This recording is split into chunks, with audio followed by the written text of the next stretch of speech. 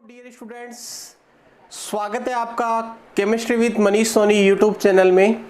आज इस वीडियो में हम शुरुआत करने जा रहे हैं रासायनिक बलगतिकी के लेक्चर नंबर 13 की। क्लास 12 का जो चैप्टर नंबर 4 है, चैप्टर का नाम है रासायनिक बलगतिकी। उसके 12 लेक्चर्स मैं कंप्लीट करवा चुका हूँ। न्यूमेरिकल्स भी मैंने कुछ जो बुक के पीछे, चैप्टर के पीछे न्यूमेरिकल्स दे रखे हैं, वो भी मैंने आपको सॉल्व करवाए हैं। आज इस वीडियो में यानी लेक्चर नंबर 13 में हम बात करने जा रहे हैं Rajasthan board exam, Rajasthan board परीक्षा 2014 से 2019 तक के प्रश्नों का हल। ठीक है, बोर्ड परीक्षा 2014 से 2019 तक जो क्वेश्चंस रासायनिक बलगतिकी से पूछे गए उनको हम सॉल्व करेंगे। तो शुरुआत करते हैं आज के वीडियो की।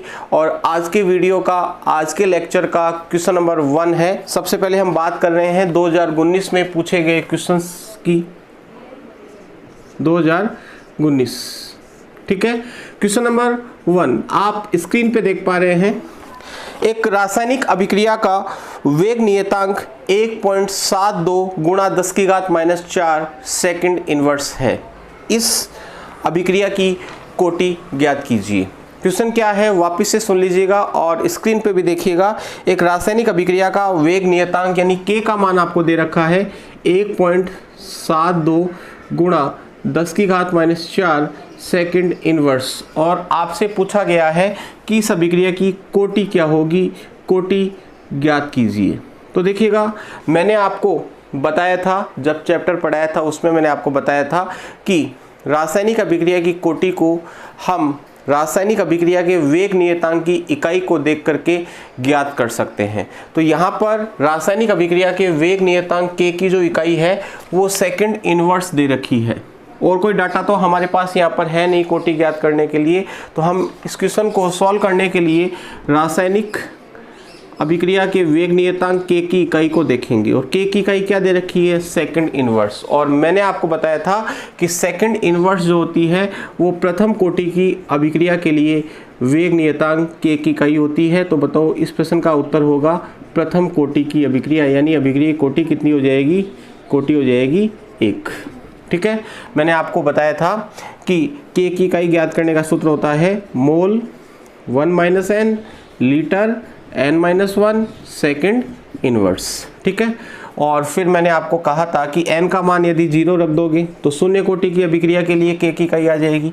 n का मान 1 रख दोगे तो प्रथम कोटि की अभिक्रिया के लिए K की इकाई आ जाएगी। n का मान 2 रख दोगे तो द्वितीय कोटि के लिए, द्वितीय कोटि की अभिक्रिया के लिए K की इकाई आ जाएगी, और n का मान 3 रखोगे तो तृतीय कोटि की अभिक्रिया के लिए K की इकाई का सूत्र K की इकाई आपके सामने आ जाएगी। तो n का मान रखना है। तो यहाँ पर प्रथम कोटि की अभिक्रिया है तो n का मान 1 रख दो। तो बताओ, मोल 1 - 1 लीटर 1 - 1 सेकंड इनवर्स। तो यहाँ पे मोल 1 - 1 का मतलब 1 हो गया, लीटर 1 - 1 का मतलब 1 हो गया। तो बताओ सेकंड इनवर्स। तो बताओ, यहाँ पर आपको ज्ञात कुछ नहीं करना है, सिर्फ सेकंड इनवर्स देख करके अभिक्रिया कोटि को पहचानना है या उसको ज्ञात करना है। तो बताओ अभिक्रिया कोटि क्या हो जाएगी, 1 हो जाएगी। 2019 में पूछा गया दूसरा क्वेश्चन आप स्क्रीन पे देख पा रहे हैं। देहली ऊर्जा को परिभाषित कीजिए।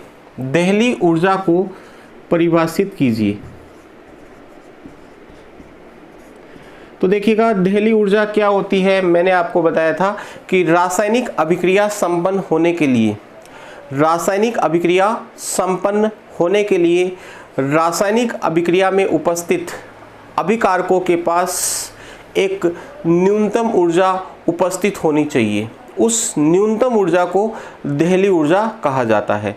रासायनिक अभिक्रिया के संपन्न होने के लिए रासायनिक अभिक्रिया में उपस्थित अभिकारकों के पास एक न्यूनतम ऊर्जा आवश्यक होती है। उस न्यूनतम ऊर्जा को देहली ऊर्जा कहा जाता है, और इस ऊर्जा का जो मान है वो अभिकारकों की औसत ऊर्जा एवं सक्रियण ऊर्जा के योग के क्या होता है, बराबर। याद कीजिएगा, मैंने एक आरेख बनाया था। इधर मैंने लिया था y अक्ष पर ऊर्जा और इधर लिया था अभिक्रिया का मार्ग। यहाँ पर मैंने अभिकारक मान लिए A+B, ठीक है। और ये क्या है बताओ, अभिकारकों की औसत ऊर्जा, अभिकारकों की औसत ऊर्जा,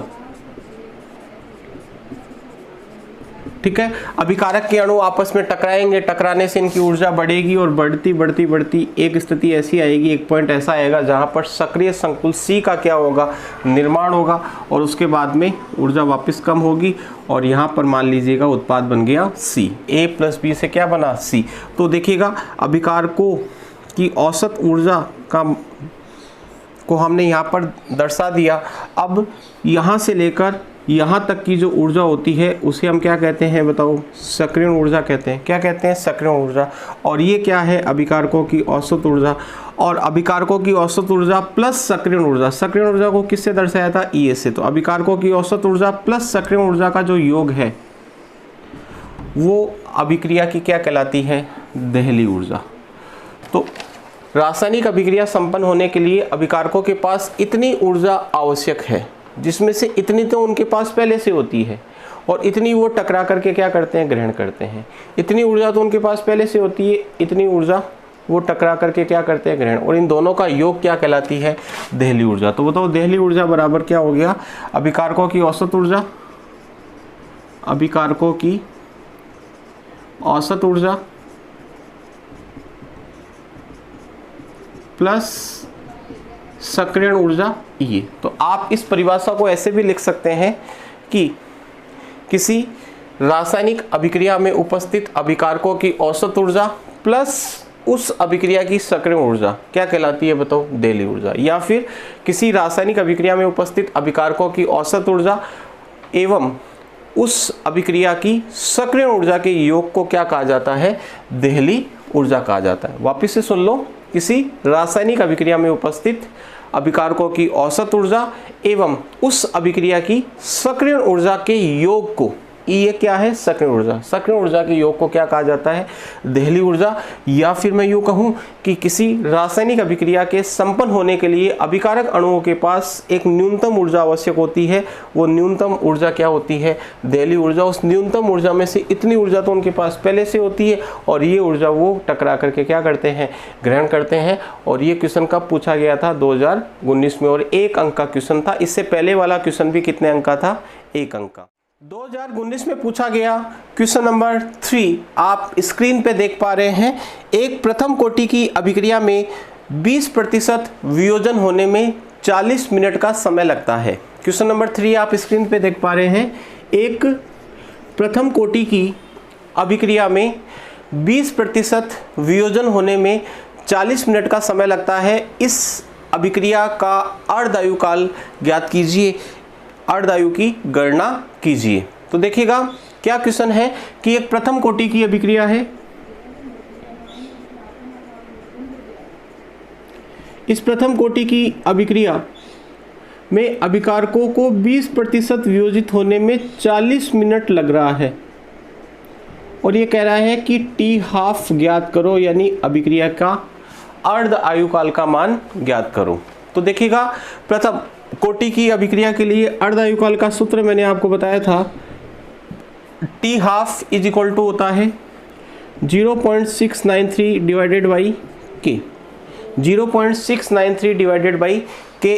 यहाँ पर आपको K का मान चाहिएगा, तभी आप T½ का वैल्यू फाइंड आउट कर सकते हो। अमूमन क्या होता है, K का वैल्यू आपको दे दिया जाता है तो T½ निकालना आसान होता है, लेकिन यहाँ पर K का वैल्यू आपको नहीं दे रखा, K का मान आपको नहीं दे रखा, तो K का मान आपको फाइंड आउट करना पड़ेगा। और K का मान फाइंड आउट करने के लिए आपको काम में लेनी होगी समाकलित वेग समीकरण। और बताइएगा प्रथम कोटि की अभिक्रिया के लिए समाकलित वेग समीकरण मैंने आपको क्या बताई थी, KT is equal to 2.303 log base 10 अभिकारक की प्रारंभिक सांद्रता A0 और अभिकारक की अंतिम सांद्रता A। ठीक है, K का मान फाइंड आउट करना है, तो बताओ इस T को हम 2.303 के डिवाइड में ले सकते हैं। तो यहाँ पर मैंने क्या लिख दिया, T, तो इसको हमने आगे लिखा। तो बताओ 2.303 में T का भाग लग जाएगा और T आपको कितना दे रखा है, 40 मिनट दे रखा है, तो यहाँ पे हम 40 लिख देंगे। लोग बताओ A0 कितना है, और ए कितना है, ये आपको पता करना आना चाहिए। मैंने आपको कहा भी था कि इस प्रकार के न्यूमेरिकल सॉल्व करने के लिए आपको प्रारंभिक सांद्रता और अंतिम सांद्रता का पता करना आना चाहिए, तभी आप क्वेश्चन को सॉल्व कर सकते हैं। तो ये कह रहा है कि अभिकारक की 20% मात्रा वियोजित हो गई। तो प्रारंभ में मान लिया मैंने कि अभिकारकों की प्रारंभिक सांद्रता 100 मोल प्रति लीटर थी। अभिकारक की प्रारंभिक सांद्रता कितनी थी? 100 मोल प्रति लीटर। 20% वियोजित हो गई, तो बताओ बची कितनी? 80%। वापिस से सुन लो कि प्रारंभिक सांद्रता को मैंने मान लिया 100 मोल प्रति लीटर। अब ये कह रहा है कि 20% वियोजन हो गया। वियोजन का मतलब अभिकारक की 20% मात्रा किस में बदल गई? उत्पाद में बदल गई। तो अब अभिकारक की कितनी प्रतिशत मात्रा बचेगी? 80। तो बताओ शुरू में 100 तो नीचे कितनी आ जाएगी? 80। ठीक है, इसको सॉल्व करेंगे। इसको हम लिख सकते हैं 2.303 डिवाइडेड बाई 40 लोग 10/8। 10/8 को क्या लिख सकते हैं? 5/4। ठीक है, अब देखिएगा इसको हम क्या लिख सकते हैं? 2.303/40 लोग 5 माइनस लोग 4, लोग 5 माइनस लोग 4। लोग 5 की वैल्यू मैंने आपको बताई थी। लोग 5 की वैल्यू कितनी बताई थी? 0.699। लोग 4 की वैल्यू 0.6020। सॉल्व किया 2.303 डिवाइडेड बाई 40 0.097। ठीक है, अब ये जो k की वैल्यू आई है ना, इस k की वैल्यू का भाग देना पड़ेगा किसमें? 0.693 में। तो बताओ t half is equal to हो जाएगा 0.693 divided by 2.303 divided by 40 into by 0.097 को सॉल्व करोगे तो आंसर आएगा 126 मिनट। तो ये था क्वेश्चन नंबर 3, जो 2 अंक का क्वेश्चन था और बोर्ड परीक्षा 2019 में पूछा गया। एक बार वापस से मैं आपको क्वेश्चन बता देता हूं कि एक प्रथम कोटि की अभिक्रिया को 20% वियोजित होने में 40 मिनट का समय लग रहा है, तो टी हाफ की गणना आपसे करवा रहा है। तो टी हाफ का फॉर्मूला प्रथम कोटि की अभिक्रिया के लिए क्या होता है? 0.693 डिवाइडेड बाई के। के का मान आपको दे नहीं रखा तो के फाइंड आउट करना होगा। के बराबर होता है 2.303 बटा टी log 10 A0/A। टी का मान कितना दे रखा है? 40, तो हमने 40 रख दिया। लोग ये कह रहा है 20% वियोजित हो गई, तो बताओ कितने प्रतिशत शेष बची? 80%। तो 100 नीचे कितना आ जाएगा? 80। इसको सॉल्व करोगे तो आपके पास में ये वैल्यू आएगी और इस वैल्यू का भाग आपको देना होगा किसमें? 0.693 में। तो आपके पास आंसर क्या आ जाएगा? 126 मिनट। इसको कैलकुलेशन आप कर सकते हो, मैथमेटिक्स आपको आती है। तो ये था क्वेश्चन नंबर 3। अब हम बात करेंगे 2018 में पूछे गए क्वेश्चंस की। और 2018 में पूछा गया पहला क्वेश्चन आप देख पा रहे हैं स्क्रीन के ऊपर। और क्वेश्चन नंबर 1 क्या है? देखिएगा, विशिष्ट अभिक्रिया वेग की परिभाषा लिखिए। क्वेश्चन नंबर 1 1 अंक का क्वेश्चन था। विशिष्ट अभिक्रिया वेग की परिभाषा लिखिए। विशिष्ट अभिक्रिया वेग जो होता है वो वेग नियतांक k का दूसरा नाम होता है। विशिष्ट अभिक्रिया वेग जो होता है वो वेग नियतांक k का दूसरा नाम होता है। और हम जानते हैं इस k की परिभाषा को लिखने के लिए वेग समीकरण का रूप होता है वेग बराबर k a की पावर x b की पावर y। ये मैंने आपको एक सामान्य वेग समीकरण बताई थी। ठीक है, हमें k की परिभाषा लिखनी है। तो k की परिभाषा लिखने के लिए हम क्या करेंगे? हम करेंगे a की सांद्रता को और b की सांद्रता को इकाई मान लेंगे। इकाई का मतलब 1 मोल प्रति लीटर। 1 मोल प्रति लीटर। 1 मोल प्रति लीटर जब आप a और b की सांद्रता को मान लोगे तो बताओ वेग बराबर क्या आएगा? वेग बराबर आएगा k। ठीक है, तो बताओ किसी रासायनिक अभिक्रिया का वेग नियतांक, किसी रासायनिक अभिक्रिया का वेग नियतांक उस रासायनिक अभिक्रिया के वेग के बराबर होता है जब अभिकारकों की सांद्रताएं कितनी हो, इकाई हो या 1 मोल प्रति लीटर हो। और इस वेग नियतांक को ही क्या कहते हैं, विशिष्ट अभिक्रिया वेग कहते हैं। वेग नियतांक को ही क्या कहते हैं, विशिष्ट अभिक्रिया वेग। तो वेग नियतांक की परिभाषा लिखने के लिए आपको करना क्या है, वापस से सुन लो। आपको सबसे पहले वेग समीकरण लिख लेनी है, एक सामान्य वेग समीकरण, वेग बराबर k a की पावर x और b की पावर y। उसके बाद में आपको क्या करना है, उसके बाद में आपको अभिकारकों की सांद्रता को 1 मोल प्रति लीटर मान लेना है। तो इन दोनों को जब आप 1 मोल प्रति लीटर मान लोगे तो वेग किसके बराबर हो जाएगा, k। और k क्या होता है, वेग नियतांक। और वेग नियतांक का ही दूसरा नाम क्या है, विशिष्ट अभिक्रिया वेग। तो किसी रासायनिक अभिक्रिया का वेग नियतांक या विशिष्ट अभिक्रिया वेग उस रासायनिक अभिक्रिया के वेग के बराबर होता है यदि अभिकारकों की सांद्रताएं कितनी हो, 1 मोल प्रति लीटर। 2018 में पूछा गया क्वेश्चन नंबर 2, जो 1 अंक का ही क्वेश्चन था। और क्वेश्चन है, एक अभिक्रिया का वेग नियतांक का मान, एक अभिक्रिया के वेग नियतांक का मान 1 गुणा 10 की घात -14 सेकंड इनवर्स है। अभिक्रिया की कोटि ज्ञात कीजिए। स्क्रीन पे आप क्वेश्चन देख पा रहे हैं और आप ध्यान दीजिएगा, ये जो क्वेश्चन है वो 2019 में भी ऐसा कैसा पूछा जा चुका है, जिसमें आपको कोटि पूछी गई है और आपको वेग नियतांक k का मान दे रखा है। अभी करवाया था मैंने। तो बताओ इस क्वेश्चन को सॉल्व करने के लिए पूछा क्या गया है, बताओ कोटि पूछी गई है और कोई डाटा दे नहीं रखा। तो हम क्या करेंगे, k की इकाई को देख करके कोटि का मान ज्ञात करेंगे। और k की इकाई क्या है, सेकंड इनवर्स। और सेकंड इनवर्स बताओ कौन सी कोटि की अभिक्रिया के लिए होता है, k का मात्रक प्रथम कोटि की अभिक्रिया के लिए। तो बताओ इस प्रश्न का सही उत्तर क्या होगा, प्रथम कोटि की अभिक्रिया। 1 अंक का क्वेश्चन था। 2018 में पूछा गया क्वेश्चन नंबर 3 और ये क्वेश्चन 2 अंक का क्वेश्चन था। क्वेश्चन क्या है आप स्क्रीन पे देख पा रहे हैं, एक प्रथम कोटि की अभिक्रिया 30 मिनट में 50% पूरी होती है। एक प्रथम कोटि की अभिक्रिया है जो 30 मिनट में 50% पूरी होती है। एक प्रथम कोटि की अभिक्रिया है जो 30 मिनट में 50% पूरी होती है। अभिक्रिया के वेग स्थिरांक k का मान ज्ञात करो। अब देखो अभिक्रिया को कितने प्रतिशत पूरी करवा रहा है, 50%।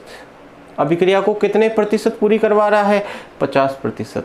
और कितने समय में करवा रहा है, 30 मिनट में। इसका मतलब ये जो 30 मिनट है ना, वो अभिक्रिया का क्या है, अर्ध आयु काल। बोलो है कि नहीं है।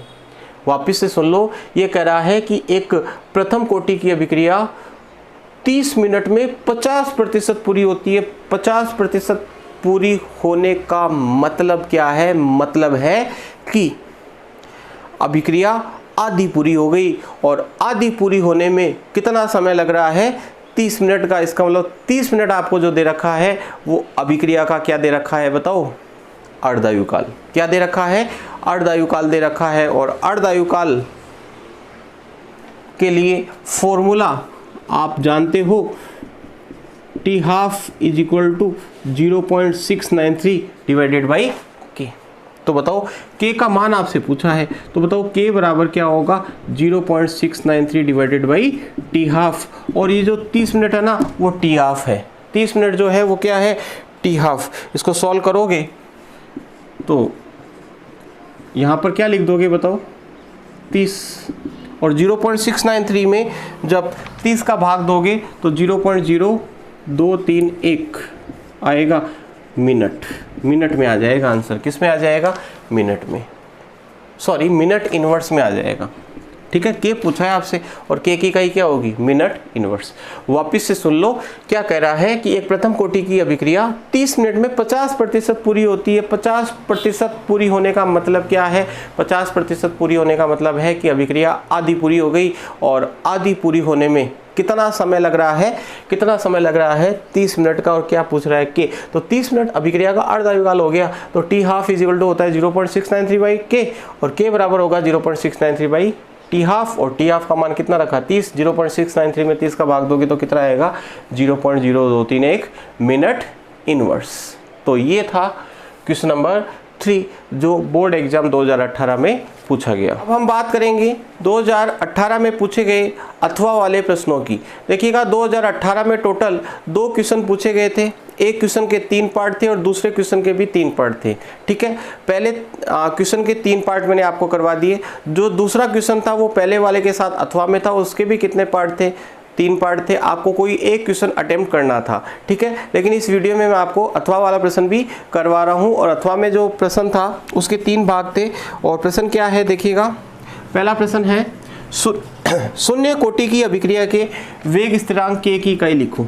स्क्रीन पे आप क्वेश्चन देख पा रहे हैं, शून्य कोटि की अभिक्रिया के लिए k की इकाई लिखो। शून्य कोटि की अभिक्रिया के लिए k की इकाई लिखो। देखिएगा, मैंने आपको बताया था कि k की इकाई ज्ञात करने के लिए हमें जो फॉर्मूला काम में लेना होता है वो होता है मोल 1 - n litre n-1 second inverse. और शून्य कोटि की अभिक्रिया के लिए n का मान कितना होगा बताओ? 0। तो बताओ k की इकाई क्या आ जाएगी? मोल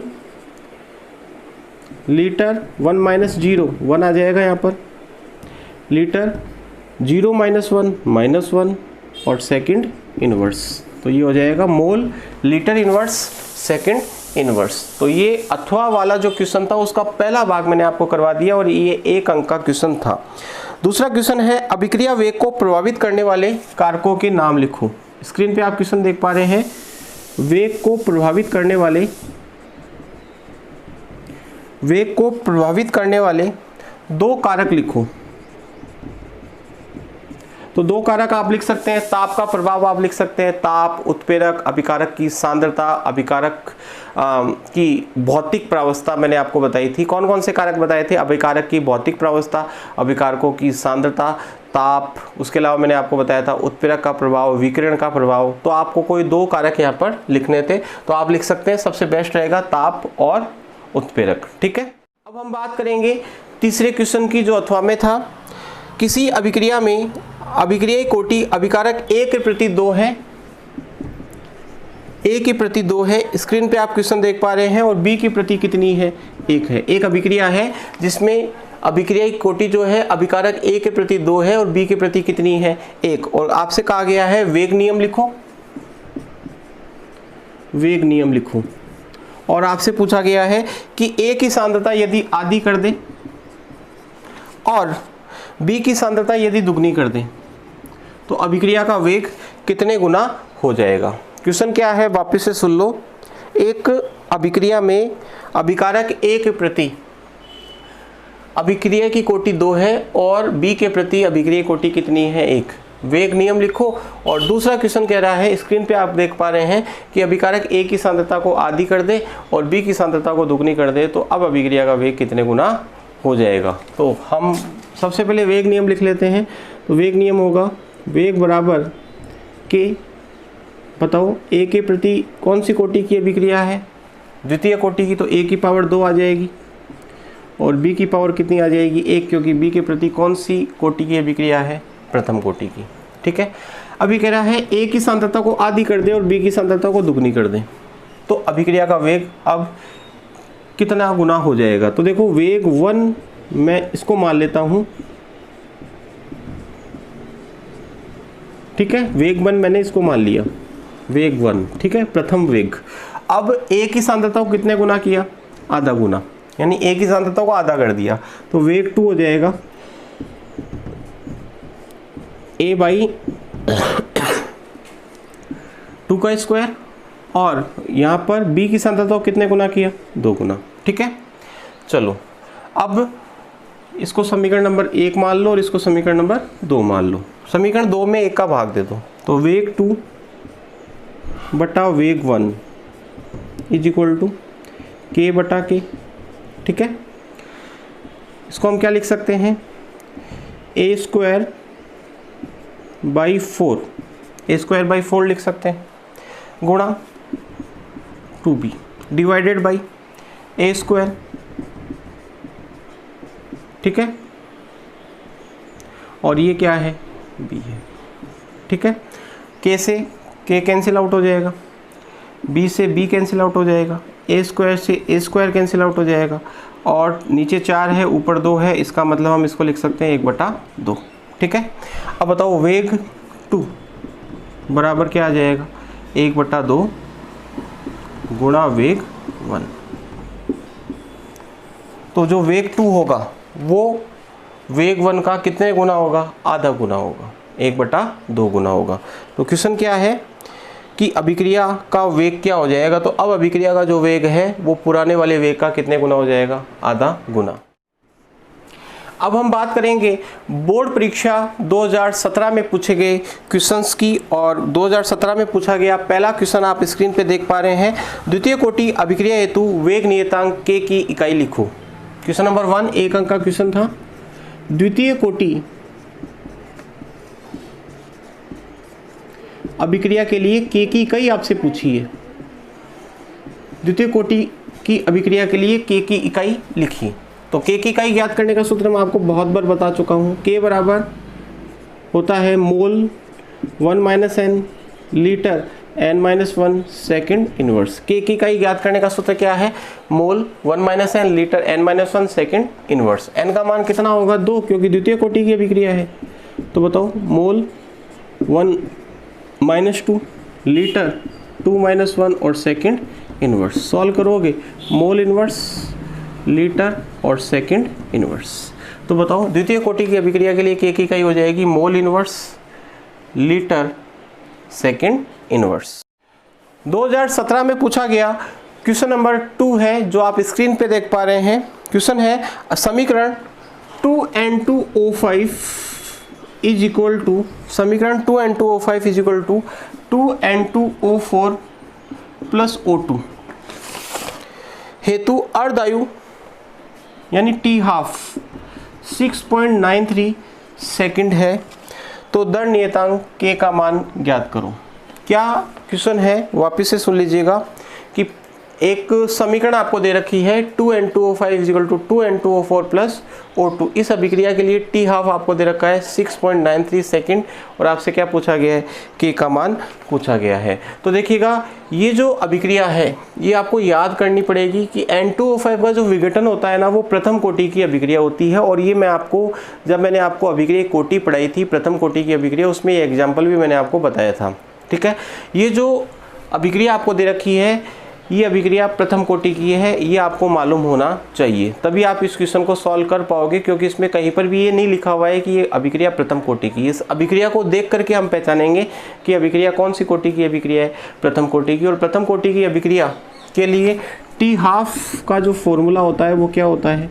0.693 डिवाइडेड बाई के। ठीक है, के का मान आपसे पूछा है तो के बराबर हो जाएगा 0.693 divided by T half. 0.693 divided by T half का मान कितना है? 6.93। क्वेश्चन को सॉल्व कर सकते हो। इस पॉइंट को हटाओगे तो ऊपर 100 से मल्टीप्लाई हो जाएगा, इस पॉइंट को हटाओगे तो नीचे 1000 से मल्टीप्लाई हो जाएगा। 693 आपस में कैंसिल आउट हो जाएंगे और 0 से 0 कैंसिल आउट, 0 से 0 कैंसिल आउट। तो बताओ कितना आ गया? 1/10। 1/10 का मतलब 0.1 और आंसर आ जाएगा सेकंड इनवर्स में। ठीक है, तो ये था क्वेश्चन नंबर 2।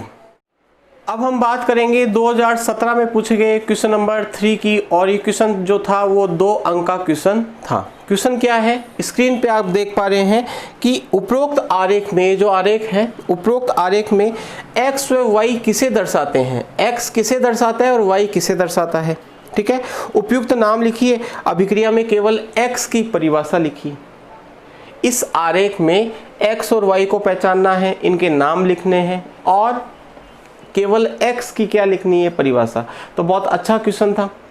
तो देखिएगा x क्या होती है? यहाँ से लेकर यहाँ तक की जो ऊर्जा है उसे हम क्या कहते हैं? बताओ, सक्रिय ऊर्जा कहते हैं। और इस ऊर्जा को हम क्या कहते हैं? मैंने आपको बताया था, इसे कहते हैं अभिक्रिया की ऊष्मा।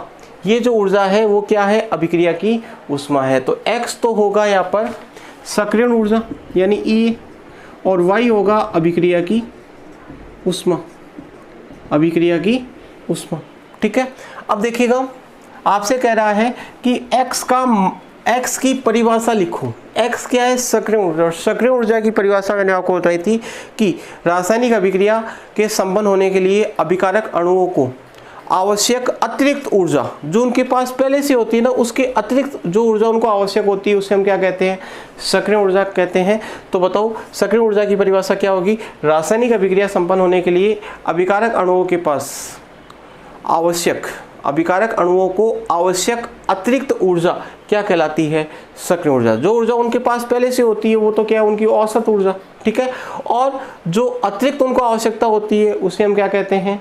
सक्रिय ऊर्जा। और दोनों का योग क्या कहलाता है बताओ? इसका और इसका योग, ये ऊर्जा और ये वाली ऊर्जा, इन दोनों का योग क्या होती है बताओ?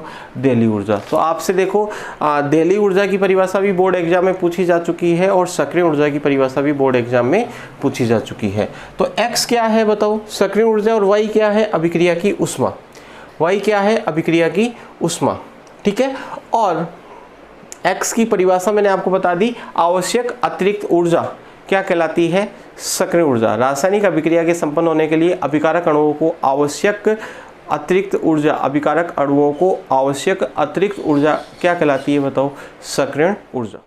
अब हम बात करेंगे 2016 में पूछे गए क्वेश्चंस की। और 2016 में भी 2 क्वेश्चन पूछे गए थे और दोनों क्वेश्चन आपस में अथवा में थे। कोई एक क्वेश्चन आपको अटेम्प्ट करना था और प्रत्येक क्वेश्चन के कितने भाग थे? 3 भाग थे। कितने भाग थे? 3 भाग थे। तो हम सबसे पहले पहला क्वेश्चन ले रहे हैं और उसके तीनों भाग ले रहे हैं। और पहले क्वेश्चन का जो पहला भाग है वो है, आप स्क्रीन पे देख पा रहे हैं, अभिक्रिया के वेग को प्रभावित करने वाले कारक कौन कौन से हैं और वेग नियम की परिभाषा लिखो। तो देखो, मैंने आपको अभी थोड़ी देर पहले बताया था कि अभिक्रिया के वेग को प्रभावित करने वाले कारकों के नाम कौन कौन से हैं, मैंने आपको बता दिए हैं। जैसे नंबर 1 है अभिकारकों की भौतिक प्रावस्था, दूसरा मैंने आपको बताया अभिकारकों की सांद्रता और ताप, फिर आपको मैंने बताया उत्प्रेरक और विकिरण, ठीक है। तो ये सब कारक आपको लिखने थे। आधे अंक का ही क्वेश्चन था तो आप 2 या 3 कारक यहाँ पर लिख सकते हैं। फिर आपसे पूछा गया वेग नियम की परिभाषा लिखो। तो देखो, कारक मैंने आपको बता दी। कारक कौन कौन से लिख सकते हैं आप? पहला कारक आप लिख सकते हैं अभिकारकों की भौतिक प्रावस्था,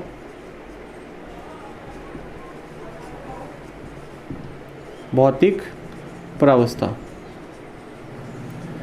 फिर सांद्रता, ताप, फिर आप लिख सकते हैं उत्प्रेरक, फिर आप लिख सकते हैं विकिरण, ठीक है। अब ये कह रहा है वेग नियम की परिभाषा लिखो। इसी में आधे अंक का क्वेश्चन ये था और आधे अंक का क्वेश्चन ये था, वेग नियम क्या होता है। तो वेग नियम की परिभाषा मैंने आपको बताई थी कि प्रायोगिक तौर पर निर्धारित की गई ऐसी समीकरण जो अभिक्रिया के वेग और अभिकारकों की सांद्रताओं के मध्य क्या स्थापित करती है? संबंध स्थापित करती है। प्रायोगिक तौर पर ज्ञात की गई एक ऐसी समीकरण जो रासायनिक अभिक्रिया के वेग और अभिकारकों की सांद्रताओं के मध्य क्या स्थापित करती है? संबंध स्थापित करती है। R बराबर K A की पावर X B की पावर Y, जहाँ R क्या है? अभिक्रिया का वेग, K क्या है? वेग नियतांक, A क्या है? अभिकारक A की सांद्रता और B क्या है? अभिकारक B की सांद्रता। तो ये क्या है? वेग नियम या वेग समीकरण। प्रायोगिक तौर पर निर्धारित की गई ऐसी समीकरण जो अभिक्रिया के वेग और अभिकारकों की सांद्रताओं के मध्य क्या स्थापित करती है? संबंध स्थापित करती है। उसे वेग समीकरण या दर नियम या वेग नियम कहते हैं। ज़्यादा जानकारी के लिए आप संबंधित लेक्चर देख सकते हैं। 2016 में पूछा गया दूसरा क्वेश्चन है, स्क्रीन पे आप देख पा रहे हैं, शून्य कोटि की अभिक्रिया के लिए वेग स्थिरांक K का सूत्र व्युत्पन्न कीजिए। K का सूत्र आपको डिराइव करके बताना है। तो बहुत आसान सा इसका डेरिवेशन होता है, मैंने आपको बताया था। देखिएगा कैसे करेंगे। माना एक शून्य कोटि की अभिक्रिया निम्न प्रकार संपन्न होती है।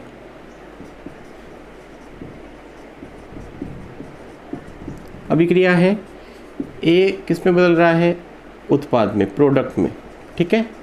ये अभिक्रिया मैंने मान ली कौन सी कोटि की है? शून्य कोटि की। तो बताओ इस अभिक्रिया के लिए वेग बराबर क्या होगा? K A की पावर 0, क्योंकि कौन सी कोटि की अभिक्रिया है? शून्य कोटि की। और वेग की जगह हम क्या लिख सकते हैं? -dA बटा dt equal to K A की पावर 0। इसको समीकरण नंबर मान ली 1। और ये समीकरण जो है वो शून्य कोटि की अभिक्रिया के लिए अवकल वेग समीकरण कहलाती है। क्या कहलाती है? अवकल वेग समीकरण। इसको हम क्या लिख सकते हैं? -dA by dt equal to K, क्योंकि A की पावर 0 का मान कितना होगा? 1 होगा। इसको हम क्या लिख सकते हैं, dA is equal to minus K dt, minus को इधर ले सकते हैं, dt को k के मल्टीप्लाई में ले लेंगे, तो dA बराबर क्या हो गया, माइनस के dt, उसको समीकरण नंबर क्या मान ली, 2। समीकरण 2 का समाकलन करने पर, समीकरण 2 का क्या कर लिया, समाकलन, समीकरण 2 का समाकलन करने पर, इसका समाकलन करेंगे तो समाकलन dA is equal to minus K समाकलन dt, dA का समाकलन क्या होगा, a, k का कोई समाकलन नहीं होगा क्योंकि k एक क्या है, स्थिरांक, dt का समाकलन t प्लस क्या हो जाएगा, c, जहां c क्या है बताओ, एक समाकलन स्थिरांक, और इसको समीकरण नंबर मान ली मैंने 3। अब हम क्या करते हैं, c का मान निकालेंगे। माना t बराबर 0 पर a बराबर मैंने मान लिया a नोट, t बराबर 0 पर a बराबर मैंने क्या मान लिया, a नोट, यानी शून्य समय पर अभिकारक की प्रारंभिक सांद्रता को मैंने कितना मान लिया, a नोट। तो बताओ समीकरण 3 से a is equal to minus K गुणा 0 प्लस c, t का मान कितना रखा, 0, तो बताओ a की जगह सॉरी a नोट आ जाएगा, तो बताओ a की जगह a नोट रखोगे, t की जगह क्या रखोगे बताओ, 0, t की जगह 0 रखोगे तो a की जगह क्या आ जाएगा, a नोट, तो बताओ c बराबर क्या आ गया, a नोट। अब इस c का मान समीकरण 3 में रखने पर, समीकरण 3 में रखोगे c का मान, समीकरण 3 में रखो तो बताओ a is equal to minus k t plus c कितना आया बताओ, a नोट। तो यहाँ से हम लिख सकते हैं के टी इज इक्वल टू आ जाएगा a नोट माइनस a, ठीक है। इस के टी को उधर लेके जाओगे तो प्लस का हो जाएगा और a को इधर लेके आओगे तो माइनस का हो जाएगा, तो बताओ k इज इक्वल टू क्या हो जाएगा, a नोट माइनस a बटा t, और ये k का क्या हो गया, सूत्र हो गया। तो इस प्रकार से आप इसको डिराइव कर सकते हैं और ये मैं आपको पहले भी बता चुका हूँ। क्वेश्चन नंबर 3 है, स्क्रीन पे आप देख पा रहे हैं, सक्रिय ऊर्जा पर उत्प्रेरक का प्रभाव दर्शाने वाला चित्र बनाइए। सक्रिय ऊर्जा पर उत्प्रेरक का प्रभाव दर्शाने वाला चित्र बनाइए। इधर मैंने ले ली पोटेंशियल एनर्जी यानी स्थितिज ऊर्जा या फिर ऊर्जा ले लो, और इधर मैंने ले लिया अभिक्रिया का मार्ग, ठीक है। ग्राफ कुछ इस प्रकार से हमें मिलता है, ये क्या है बताओ, सक्रिय ऊर्जा E। अब मैंने आपको बताया था कि किसी रासायनिक अभिक्रिया में उत्प्रेरक जब मिला दिया जाता है तो अभिक्रिया का वेग बढ़ जाता है, और अभिक्रिया के वेग के बढ़ जाने का कारण यह होता है कि उत्प्रेरक क्या करता है, उस अभिक्रिया की सक्रिय ऊर्जा के मान को क्या कर देता है, कम। तो हम यहाँ पर उत्प्रेरक का प्रभाव दर्शाने वाला जब चित्र बनाएंगे तो ये जो वक्र मैंने बनाया इसको मैंने मान लिया उत्प्रेरक की अनुपस्थिति में, EA1 मैंने मान ली उत्प्रेरक की अनुपस्थिति में ऐसा वक्र मिलेगा। जैसे ही उत्प्रेरक मिलाओगे तो अब ये जो पथ है ना वो छोटा हो जाएगा कुछ इस प्रकार से। तो ये जो सक्रिय ऊर्जा हमें प्राप्त हुई वो कम हो चुकी, EA2 मान ली, EA2 उत्प्रेरक की उपस्थिति।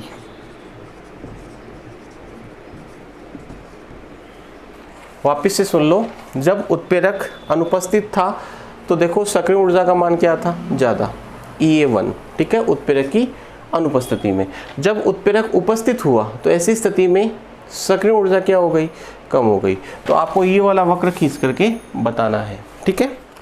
अब हम बात करेंगे 2016 में पूछे गए अथवा वाले प्रश्नों की, और अथवा वाले प्रश्नों में जो पहला प्रश्न है वो आप देख पा रहे हैं स्क्रीन के ऊपर। छद्म प्रथम कोटि की अभिक्रिया किसे कहते हैं, छद्म प्रथम कोटि की अभिक्रिया किसे कहते हैं, इक्षु शर्करा का प्रतिलोमन किस प्रकार की अभिक्रिया है, रासायनिक समीकरण लिखिए। तो देखिएगा, छद्म प्रथम कोटि की अभिक्रिया की परिभाषा मैंने आपको बताई थी कि कुछ अभिक्रिया ऐसी होती है जो वास्तव में प्रथम कोटि की नहीं होती, लेकिन विशेष परिस्थितियों में प्रथम कोटि की अभिक्रिया की भांति क्या करती है, व्यवहार, क्या कहलाती है, छद्म प्रथम कोटि की अभिक्रिया। वापस से सुन लो, कुछ अभिक्रियाएं ऐसी होती है जो वास्तव में प्रथम कोटि की अभिक्रिया नहीं होती, लेकिन विशेष परिस्थिति में प्रथम कोटि की अभिक्रिया की बातें क्या करती है, व्यवहार क्या कहलाती है, छद्म प्रथम कोटि की अभिक्रिया।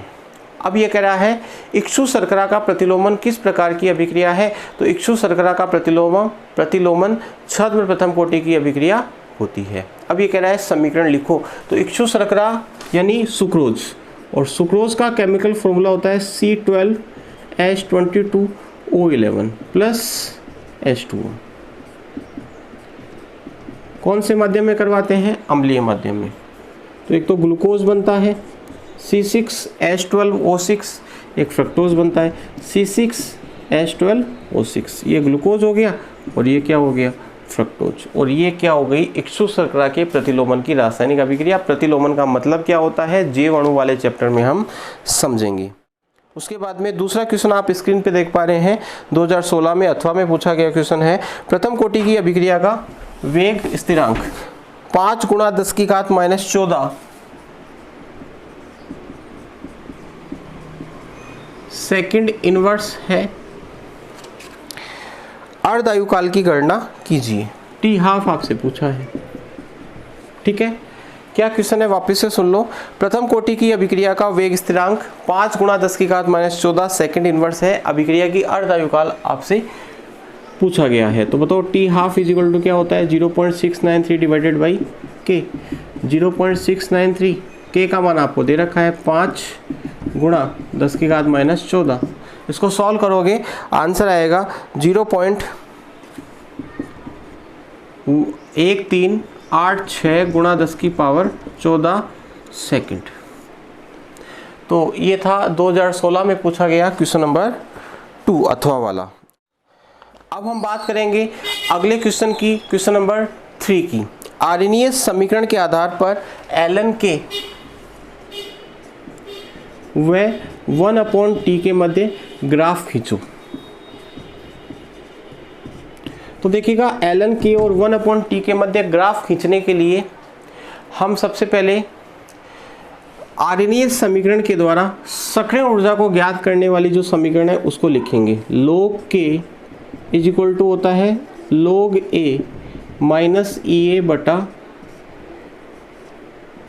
2.303 RT। log k is equal to होता है log a माइनस EA बटा 2.303 RT, ठीक है।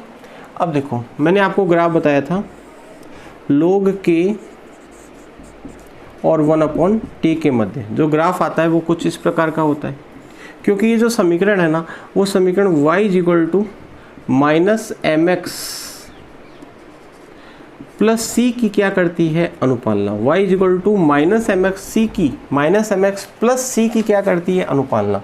तो देखो y एक्स पे तो क्या ले लिया, log k, x एक्स पे क्या ले लिया, 1/t, ठीक है। तो बताओ अंतःकरण c किसके बराबर हो जाएगा, log a के, और ढाल कितनी आ जाएगी, -EA बटा 2.303 R, ठीक है। ये ग्राफ मैंने आपको बता दिया था। अब हम बात करेंगे 2015 में पूछे गए क्वेश्चंस की।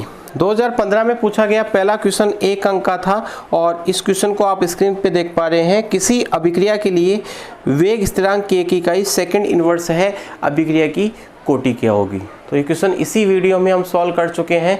जब k की इकाई सेकंड इनवर्स होती है तो अभिक्रिया की कोटि क्या होती है, प्रथम कोटि की अभिक्रिया होती है। अब हम बात करेंगे 2015 में पूछे गए अगले क्वेश्चन की, और अगला क्वेश्चन आप स्क्रीन पे देख पा रहे हैं। 2a + b से उत्पाद के लिए अवकलन वेग समीकरण लिखो। अवकलन वेग समीकरण आपसे पूछी गई है। तो देखिएगा इस अभिक्रिया के लिए अवकलन वेग समीकरण लिखने के लिए सबसे पहले हम इसका वेग समीकरण लिखेंगे, और वेग समीकरण होगा वेग बराबर k a की पावर और b की पावर। पावर यहाँ पर आपको लगानी होगी। अब देखिएगा याद कीजिएगा मैंने आपको बताया था कि किसी अभिक्रिया को देखने मात्र से हम ये नहीं बता सकते कि अभिक्रिया का वेग समीकरण क्या होगा। वेग समीकरण का पता लगाने के लिए हमारे पास प्रायोगिक आंकड़े उपस्थित होना आवश्यक है, और इस अभिक्रिया में आपको प्रायोगिक आंकड़े दे नहीं रखे, और जब प्रायोगिक आंकड़े दे नहीं रखे तो ऐसी स्थिति में हम जो पावर होगी वो क्या लगाएंगे, x और y।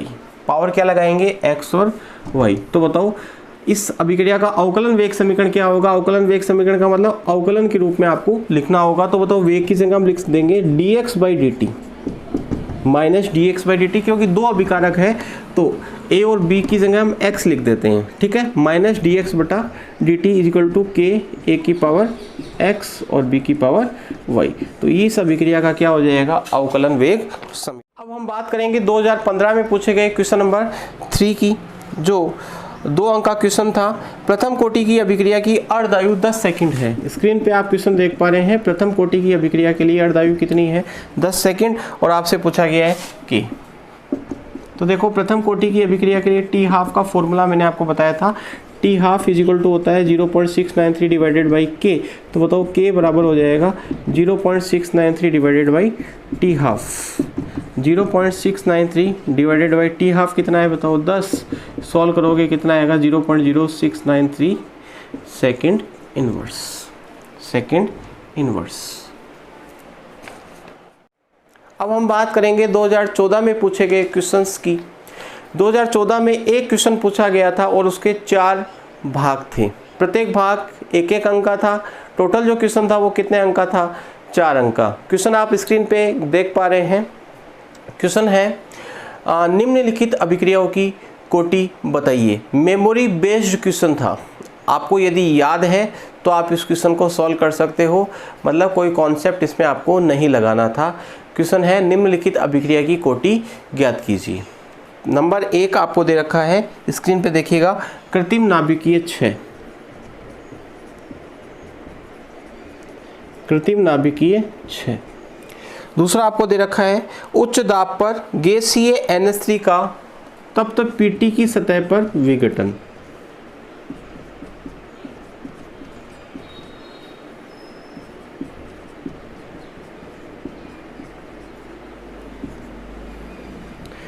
तीसरी अभिक्रिया आपको दे रखी है एथीन का हाइड्रोजनीकरण।